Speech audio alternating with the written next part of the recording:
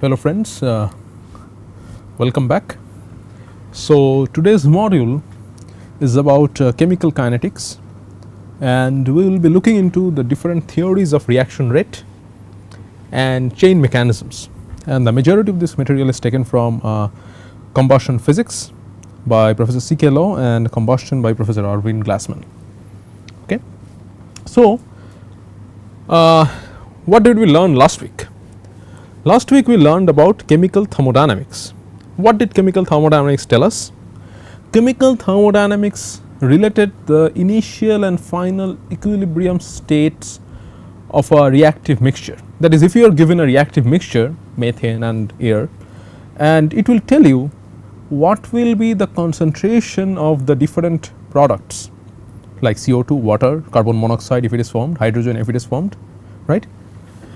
But you see, it did not tell you about which path it took.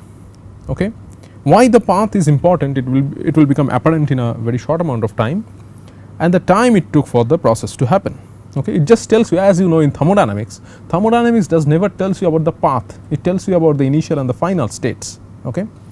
Often, as you will see, the path of the process is very important, and that is where chemical kinetics comes in.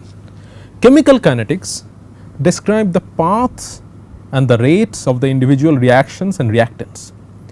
Now, you might think that what are these individual reactions and reactants? Now, when you talk about hydrocarbon combustion or hydrogen combustion, hydrocarbon or hydrogen does not become water or carbon dioxide respectively, as this might be, in one step. Okay? The hydrocarbon fuel breaks down into small components, and it undergoes numerous elementary reaction before it can become the products carbon dioxide and water, and as such these paths can be very complex.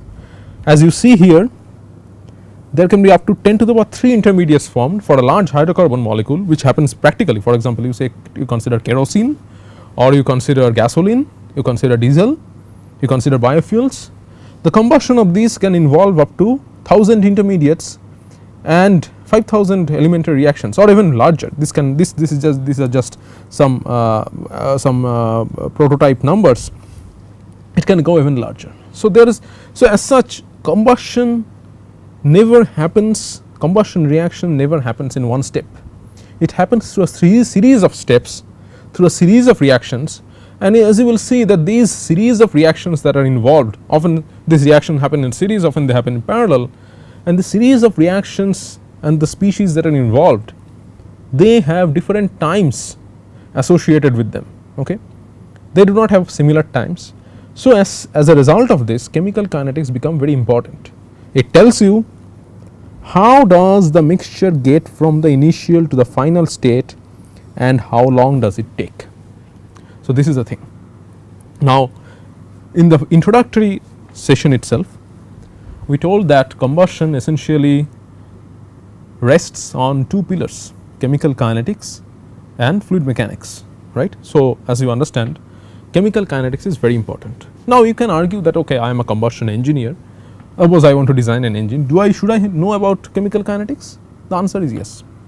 Let us consider that what are the steps involved in designing a new engine. Okay. Now if you are an engineer, if you work alone or you work in a team, suppose you are designing a new engine, first you will do a 1D analysis, right. In the 1D analysis, suppose you are designing a gas turbine engine. Okay. You will do a 1D analysis of the different components of the different parts, right. You will do analysis in the thermodynamic analysis and flow analysis in the intake, in the compressors, in the combustor, in the turbine, in the nozzle. Okay. In the combustor, first you will, if you are doing a 1D analysis, you are involved in gross numbers. You will do consider the combustor like a black box. You will consider air entering, you will consider fuel entering, and you will be interested to know what is the temperature at the exit of the exit flow and the composition of the exit flow, right. Of course, that is very important, and that comes, as you have seen from the previous lecture, these question that what will be the approximate temperature of the exit flow and what will be the composition of the exit flow, this can be answered by chemical equilibrium considerations. Adiabatic flame temperature and associated heat of formation and heat of combustion will tell you the approximate temperature of the exit flow, and the equilibrium calculations will tell you about the composition of the exit flow, right. But now you want to refine your analysis. This is just a 1D analysis. You cannot design an engine into or a combustor as such just by 1D analysis. Suppose now you will go to a CFD analysis. Okay. You can use your own code if you have, or you can use a commercial code, or you can use a research code to design the combustor, right. So now here in the combustor you will consider this all the governing equations which will come later, that is the flow equations, which are basically conservation equations, mass balance, momentum balance, energy balance, and you will have to consider the reaction mechanisms. Okay. The reaction mechanisms are nothing but it is a description, a comprehensive description of chemical kinetics. Okay. So you see, to even nowadays when you have to design an engine at a sophisticated level, you want to know how your basically you want to predict, or you want to ensure while you are at the design phase itself that the combustion will be stable, whether the flame that you will get inside the engine, whether that can be stabilized at all in the combustor or not, whether that can be ignited at all or not, whether it will blow off or not, it will just go away from the combustor or not. To predict and to ensure that this will be reasonably satisfied, these properties, that you will have stable combustion inside the combustor, which is very necessary for power generation inside the engine, you will need to incorporate all these reaction mechanisms into the flow. Now the reaction mechanism that we will incorporate can be of different levels of complexity. Okay, but at least it has to be there in some form, otherwise you cannot do a combustion calculation. So inherent in the combustion calculations, okay, you do, whether you are an engineer, whether you are a scientist, or a mix of both, chemical kinetics is an integral part of combustion. Okay. So please pay attention to this lecture today, and we will discuss different aspects about chemical kinetics, that how do you describe kinetics, what is the different what is a reaction rate, okay, what are the properties or what are the parameters does reaction rate depend on, how can the reaction rate be connected to the consumption rate of a different species, okay, and then the reaction rate involves several constants, how do you even can estimate those constants, okay, what are the theories that goes into these constants, those will be discussed, and then we will discuss some basic some generalized reactions that happen in combustion, and we will finish with some topics on how you can measure actually those reaction rates in the laboratory. So today's lecture is very important and forms a very important part of this series of lectures on combustion in air breathing aero engines. Okay. So as I said, this is outline. We will talk about the phenomenological law of reaction rates. How does it depends on, what are the parameters it depends on? As you will see, it depends on essentially temperature and concentration, and of course concentration can be shown to depend on other things like pressure, etc. Okay. And then you will have theories of reaction rates, you will have the Arrhenius law, and how in the Arrhenius law the parameters that goes into Arrhenius law, how they can be estimated by collision theory, transition state theory, and then we discuss chain mechanisms, straight and branched. That is what makes, this is, you will see that this branching of this chain carriers of the chain mechanisms is the thing that makes combustion a very unique chemical phenomena. Okay. So first things first, kinetics has to begin with the law of mass action. Okay.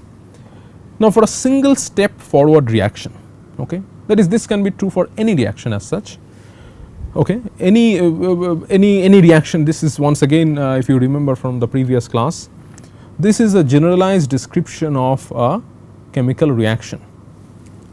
These are the reactants, as you will see,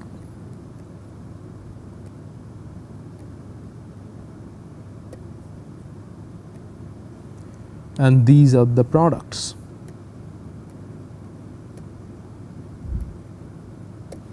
Okay. And the rate at which this reaction happen, this is the first time we are introducing this quantity. You will see what this rate constant essentially, this is called the rate constant of this reaction for the forward reaction as such is given by Kf. Okay. Now as I said, this is a generalized form, So, if you remember, I will show you this to you once again, because it is very important to understand what this generalized form represents and what are these different things represents. Okay. Because we will be using this we will be building the entire of today's lecture based on this consideration of this generalized form of the reaction, the representation. All right. So, please pay attention to this. These are the stoichiometric coefficients. These m is the species name, this is the stoichiometric coefficient on the product side, this is the species name once again. So, when you write I is equal to 1 to n, it actually I 1 to n goes from, it considers all the species that is possible in the system. So, it contains both reactant species as well as the product species. Just to give you an example, if you this is your specific reactions that you are interested in, H plus O2 goes to OH plus O. Now, I keep on writing this reaction, there is one more reason, as you will see later in later class, that this is the most important reaction in hydrocarbon oxidation. This is the most important combustion reaction. Okay. So, that is why I keep on writing this. This will be then we will also develop a feeling for this, and we will discuss things on terms of this. So, suppose this is the reaction we are interested in, and this is the Kf is the rate constant of that reaction. Okay. So, then if you see here the nu 1, then if we just tabulate these things once again, so this is nu I. Okay, first let me say that this is I, this is mi, and this is nu I. So, I is basically 1, 2, 3, 4. Why I goes from 1 to 3, 4? Here 4 is equal to n, as you see, because you see there are 1, 2, 3, 4, 4 species involved. Okay. So, I goes from 1 to 4. Okay. M1 is H, M2 is O2, M3 is OH, and M4 is O, and all these nu i's are essentially 1 1, 1, this is 0, because on the reactant side the stoichiometric coefficient of OH and O is 0. So, actually this is essentially nu I dashed, and nu I double dashed is, this is 0, this is 0, this is 1, this is 1. Okay. So, these are the this is how you essentially represent a generalized reaction, because you see, I mean, there is no point writing that there will be 2 species, there will be 3 species. Typically n goes from 1 to 4 or 1 to typically n is essentially 4 or 5 in a or 6 in a given in normally in hydrocarbon reaction mechanisms. But we need to write it in a generalized manner, because otherwise, as we will see, that we cannot make the equations that will arise be very clear. And this is also, as I said before, that this is also the way, like modern combustion literature or manuals of different codes are represented in this form. So, it is important for you to get familiarized with this kind of representations. Okay. But with this, now it should be clear that what I am meaning by nu I dash, nu I double dashed, and I and mi. Okay. So, let us erase this. This is but if you are not yet clear, just spend a minute with yourself and just think over it, and it will be clear in a given second.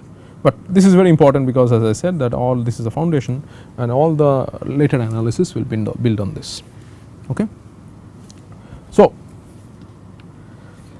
now we can define a molar rate of change, that is the rate of change of the concentrations of the species I, which can be consumption or generation or production rather. So, this nu I cap is the rate of change of the concentration of species I. Okay, is the rate of change of the production of the species I. This omega I cap essentially represents the rate of change of the concentration of species I, which can be consumption or it can be production. All right. Now, this is not reaction rate. Please keep in mind, this is the rate of change of concentration of a given species, But of course, you can connect this to the reaction rate, and this is how you connect it. This is because, as you have seen before, that the rate of change of species I and species j in a given reaction are connected through this relationship, and because this is true for any species I j inside in the reaction mechanisms, this can be represented by this generalized omega, which you see does not have a omega I or omega j, and this is the reaction rate. So, please understand the difference. This is the rate of change of the concentration of species I, this is the reaction rate. These two are not same quantities, but they are proportional, and the proportionality constant is given by the change of the stoichiometric coefficient between the product side and the reactant side. All right. So, please keep these things in mind. Now, with this information, we can come to the law of mass action, which says the most important thing, that is reaction rate, which was our omega, is proportional to the product of the concentrations, and scaled reaction rate is given by a reaction rate constant, which is a function of time, which is a function of temperature, and this capital pi is essentially a continued product from I equal to 1 to n, and it is a continued product on the concentration of the species I with an exponent of nu I dashed. Okay. But note, this is nu I dashed only. Okay. So, this nu I dash is very important, because this nu I dash is non-zero only when you are considering reactants. Okay. Nu I dashed is equal to 0 if you are considering products. So, the reaction rate is only dependent on the concentration of the reactants, which appears on the left hand side. Okay. But then do we mean that we do not consider the products at all? No, it is not that. If you are interested in finding the reaction rate of the backward reaction, this is essentially the reaction rate of the forward reaction, then you can write it like this: the reaction rate of the backward reaction is given by this way. This is the backward reaction rate constant times this product, I is equal to 1 to n C I nu I double dashed. Of course, at equilibrium your rate of the forward reaction and the rate of the backward reaction will be same. Okay. But here you see that the reaction rate is equal to the product of the concentrations of the reactants raised to their stoichiometric constants. Okay. Now, this is because there is a reason to it. Okay. Though it is phenomenological, it was found out phenomenologically, but there is a reason, is that the reason is that we will come also this later, that essentially it comes from a macroscopic viewpoint, where you think that this reaction rate constant is essentially proportional to the collision frequency, and of course, the collision frequency can be considered to be proportional to the product of the species concentration. The more species you have, the more chance is that there will be more collision of that species involving that species, right. So, that is why this comes, but we will arrive at this very rigorously using two theories. So, we will not discuss too much about this at this state, but please keep in mind this formula. This is, I mean, if you are involved in combustion in any form, this is definitely 50% of combustion. Okay. Kinetics. Now, proportionality constant Kf, what does Kf depend on? Kf is essentially a reaction rate constant, and it is primarily a function of temperature, and this temperature for function dependence is given by this is a constant B times T to the power of alpha e to the power of minus E A by R0 E A is called your activation energy and R0 is universal gas constant and T is of course the temperature. We will come to this later. This is just for the sake of completeness we are defining Kf here. Now let us give the example of another one again. H plus HO2 goes to H plus OH. Okay. So then I can find out what is omega H, and that will be given by, that will be essentially related to, I can say that this is 0 minus 1 is equal to omega HO2 0 minus 1, 0 is my nu I double dashed, 1 is my nu I dashed, this is my nu j double dashed, this is my nu j dashed, and this is equal to reaction rate. Okay. And this guy is of course the rate of change of the species H, and that is equal to d H dt, and if I substitute it here and then consider this and this, then this is what I can write. Okay. So if I just have to simplify, I can write from here dH dt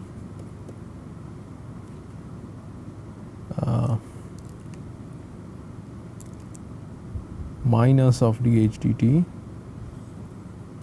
is equal to omega is equal to minus of dHO2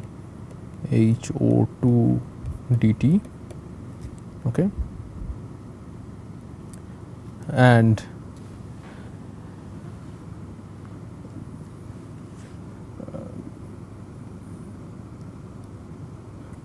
that is given by this omega is equal to Kf times H times HO2, because this is the law of the mass action.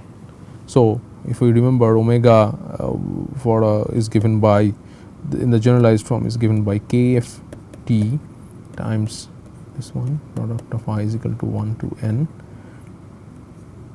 Ci nu I dashed. Ci is the concentration of the ith species. So for I equal to 1, my C is essentially H. For I is equal to 2, my C is essentially HO2. So we get Kf times H nu I dashed is equal to 1. This is I can write as 1. I can write as 1. So this is raised to the power 1 as raised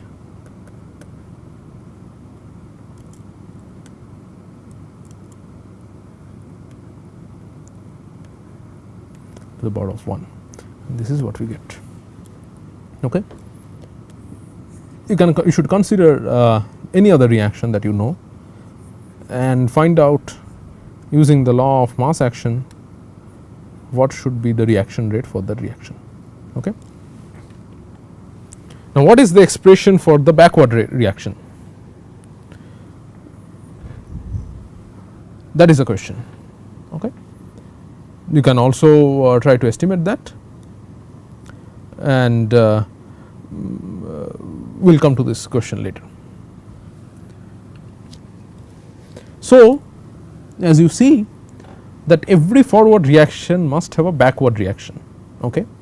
And when there is chemical equilibrium, the forward reaction and the backward reactions are essentially constant, or is essentially equal. So Kf so omega f minus omega b equal to 0 if there is a backward reaction.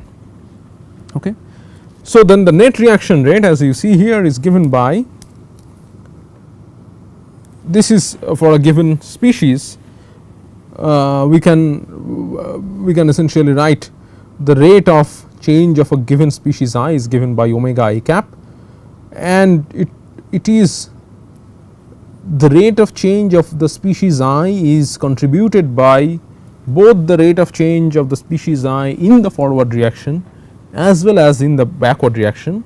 And so, these are the two contributions, and then if we summarize these two things, if we sum these two things, we arrive at this formula.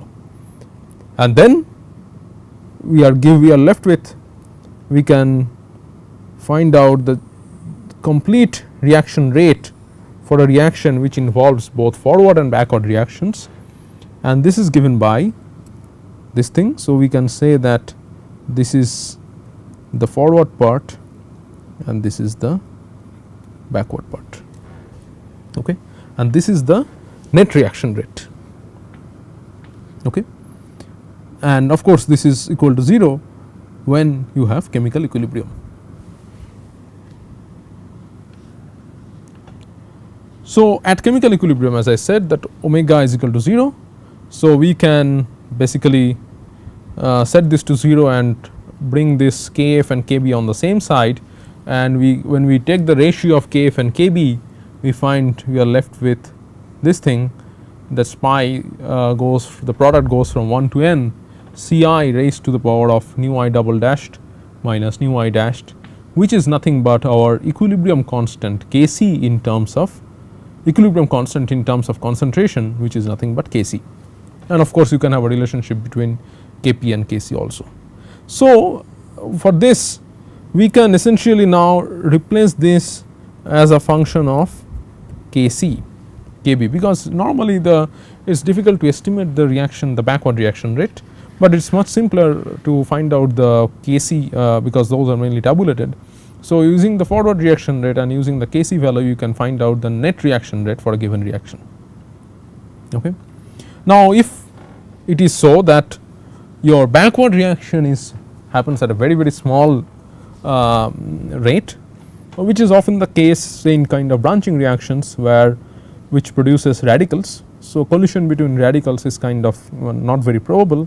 So, in those cases, in cases of like branching reactions, you can safely neglect the backward reaction rate, and in that case you are only left with omega is equal to Kf times product of goes from I is equal to 1 to n Ci nu I dashed, all right. So, this is about the reactions.